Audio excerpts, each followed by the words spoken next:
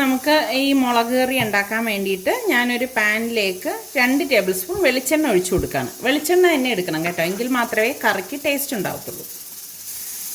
ഇനി ഇതിലേക്ക് ഞാനിവിടെ 4 ചെറിയ ചുവന്നുള്ളി ഉണ്ടല്ലോ, അത് ഇതുപോലെ സ്ലൈസ് ചെയ്ത് അരിഞ്ഞെടുത്ത് വെച്ചിട്ടുണ്ട്. അതിട്ട് കൊടുക്കാം. ഉള്ളി കൂടണ്ട കേട്ടോ, കൂടിക്കഴിഞ്ഞാൽ അത്ര ടേസ്റ്റ് ഉണ്ടാകത്തില്ല കറിക്ക്. ഫ്ലെയിം ഒന്ന് കുറച്ച് വെച്ചിട്ട് ഇളക്കി കൊടുക്കാം. ഇതോടൊപ്പം തന്നെ ഞാൻ ഇതിലേക്ക് 1 ടേബിൾ സ്പൂണോളം കുരുമുളകും ഇട്ട് കൊടുക്കണം. മുഴുവനെയുള്ള കുരുമുളകാണ് ഇട്ട് കൊടുക്കുന്നത്. ശരിക്കും കറിക്ക് നമുക്കൊരു കൊഴുപ്പ് കിട്ടാൻ വേണ്ടിയിട്ടാണ് ഇങ്ങനെ ഉള്ളി നമ്മൾ വഴറ്റിയെടുക്കുന്നത് കേട്ടോ. ഉള്ളി കൂടിക്കഴിഞ്ഞാൽ ഒരു കറിക്ക് വല്ലാത്തൊരു ടേസ്റ്റ് വരും. അപ്പോൾ അതൊക്കെ ഒന്ന് ശ്രദ്ധിച്ചേക്കണം. അപ്പോൾ ഉള്ളി ഇവിടെ മൂത്ത് വരുന്നുണ്ട്. ഈ സമയം ഞാനിതിലേക്ക് 2.5 table spoon Kashmiri red chilli പൗഡറും, ഫ്ലെയിം കുറച്ചിട്ടിട്ടേ നമ്മൾ പൊടികൾ ഇടാവൂ, അല്ലെങ്കിൽ എന്തെന്ന് വെച്ചാൽ പൊടികൾ കരിഞ്ഞു പോകും. ഇനി ഇതിലേക്ക് 1/2 ടീസ്പൂൺ മഞ്ഞൾപ്പൊടിയും കൂടി ഇട്ടിട്ട് ഇളക്കി കൊടുക്കാം. ഈ പൊടിയുടെ ആ ഒരു പച്ച മണം ഒന്ന് മാറിക്കിട്ടണം. എന്നാൽ ഒരുപാട് ഇത് കളറ് മാറാനും പാടില്ല കേട്ടോ. ഇത്രയും മതിയാവും. ഞാൻ ഇനി ഗ്യാസ് ഓഫ് ചെയ്ത് കൊടുക്കാൻ പോകും. ഇനി ഇതൊന്ന് തണുത്തിട്ട് നമുക്ക് അരച്ചെടുക്കാം. ഈ സമയം ഞാൻ ഇതുപോലെ 2 ചെറിയ കുടംപുളി കഴുകിയിട്ട് വെള്ളം ഒഴിച്ച് വെച്ചിട്ടുണ്ട്. ഏകദേശം 1 കപ്പ് വെള്ളത്തിലാണ് ഞാനിത് കുതിർക്കാൻ ഇട്ടിരിക്കുന്നത്. അപ്പോൾ ഈ വെള്ളം നമ്മൾ ഈ കറിക്ക് വേണ്ടി യൂസ് ചെയ്യും കേട്ടോ. അപ്പോൾ ഇത് നമ്മൾ അരച്ചെടുക്കാൻ വേണ്ടിയിട്ട് ഇതിൽ നിന്ന് 2-3 ടേബിൾ സ്പൂൺ വെള്ളം ചേർത്തിട്ടാണ് ഇത് അരച്ചെടുക്കുന്നത്. ഇതിവിടെ തണുത്തിട്ടുണ്ട്. അപ്പം നമുക്കിനി ഇത് അരച്ചെടുക്കാം.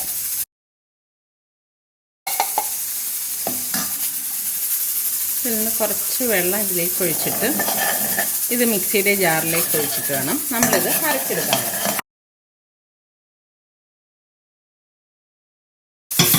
ഇനി ഇത് അരച്ചെടുത്തിട്ട് വരാം.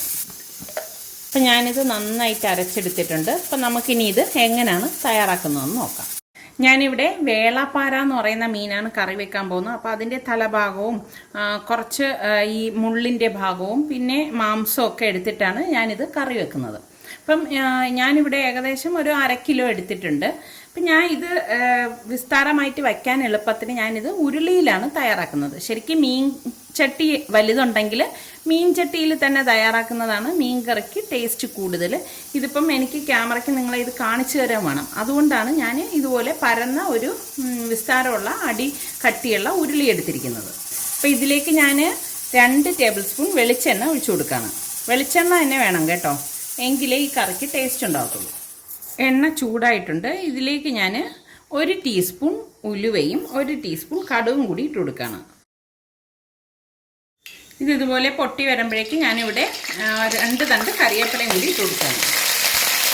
ഇതോടൊപ്പം തന്നെ ഞാനിവിടെ 6 ചെറിയ ചുവന്നുള്ളി ചെറുതായിട്ട് നീളത്തിൽ അരിഞ്ഞെടുത്തതും ഒരു ചെറിയ പീസ് ഇഞ്ചി ഇതുപോലെ ചെറുതായിട്ട് നീളത്തിൽ അരിഞ്ഞതും കൂടി ഇട്ട് കൊടുക്കുകയാണ്.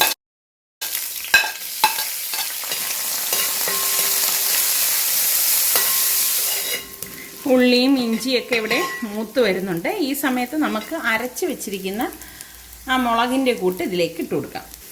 ഇത് ഒരുപാട് മൂത്ത് വരണ്ട കേട്ടോ. കറിക്കൊരു കൊഴുപ്പ് കിട്ടാൻ വേണ്ടിയിട്ടാണ് നമ്മൾ ഉള്ളി ചേർത്ത് അരച്ചെടുത്തത്. ഇത് ഒരുപാട് വഴറ്റേണ്ട ആവശ്യമില്ല, ഓൾറെഡി നമ്മൾ വഴറ്റിയ മസാലയാണല്ലോ. ഇനി നമുക്കിതിലേക്ക് ഈ പുളിയും ഈ ഇരിക്കുന്ന വെള്ളവും കൂടി ഇതിലേക്ക് ഒഴിച്ചു കൊടുക്കണം.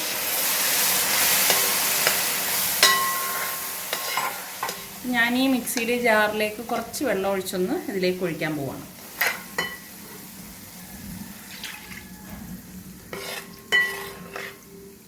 നമ്മൾ ഇതുവരെ ഇതിലേക്ക് ഉപ്പിട്ടിട്ടില്ല.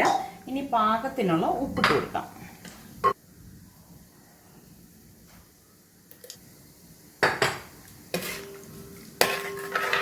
കുറച്ച് വെള്ളം കൂടി ഇതിലേക്ക് ഒഴിച്ചു കൊടുക്കാം. ഞാൻ തിളച്ച വെള്ളമാണ് ഇതിലേക്ക് ഒഴിച്ചു കൊടുക്കുന്നത്. ഏകദേശം ഇനിയൊരു 1/2 കപ്പോളം വെള്ളം ഞാൻ ഒഴിച്ചു കൊടുക്കുന്നുണ്ട്. ഇതിന് നന്നായിട്ടൊന്ന് തിളക്കട്ടെ. തിളച്ച ശേഷം നമുക്കിതിലേക്ക് മീനിട്ട് കൊടുക്കാം. ഇപ്പോൾ കറി ഇവിടെ നല്ലതുപോലെ തിള വന്നിട്ടുണ്ട്. ഇനി നമ്മളിതിലേക്ക് മീനിട്ട് കൊടുക്കും.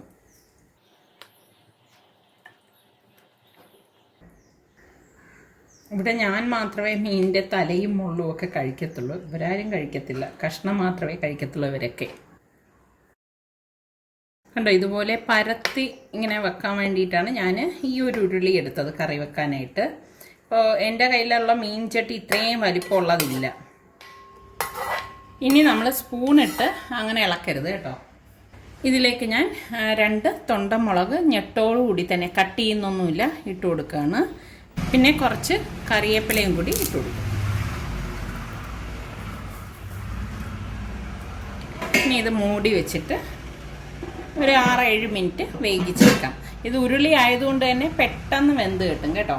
കാരണം ചൂട് നല്ലതുപോലെ ഇതിൽ നിൽക്കും. അപ്പോൾ അതുകൊണ്ട് നമുക്ക് ഒരുപാട് നേരമൊന്നും ഇട്ട് വേവിച്ചെടുക്കേണ്ട കാര്യമില്ല.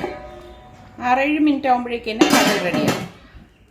ഇപ്പോൾ ഇതൊരു 3 മിനിറ്റ് കഴിഞ്ഞിട്ടുണ്ട്. ഇനി നമുക്ക് ഈ തലഭാഗം ഒന്ന് തിരിച്ചിട്ട് കൊടുക്കാം.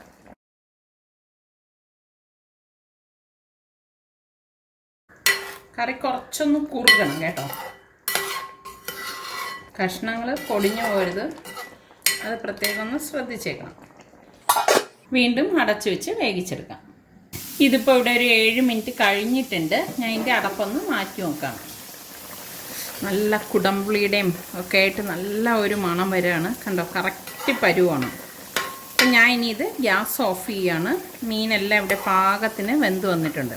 അപ്പം ഇത് ചൂട് ചോറിൻ്റെ കൂടെ കഴിക്കാൻ പറ്റിയ അടിപൊളി കറിയാണ് കേട്ടോ. അപ്പോൾ നിങ്ങളിത് ട്രൈ ചെയ്ത് നോക്കി. നിങ്ങൾക്കിത് ഇഷ്ടമാണെങ്കിൽ ഇതിൻ്റെ ലിങ്ക് ഷെയർ ചെയ്യാനും ലൈക്ക് ചെയ്യാനും കമൻറ്റ് ചെയ്യാനൊന്നും മറക്കില്ലല്ലോ. അതുപോലെ തന്നെ നമ്മളുടെ സലു കിച്ചൻ ഇനിയും സബ്സ്ക്രൈബ് ചെയ്യാത്തവരുണ്ടെങ്കിൽ ഈസി റെസിപ്പികൾക്കായി സലു കിച്ചൻ സബ്സ്ക്രൈബ് ചെയ്യാൻ വേണം കേട്ടോ.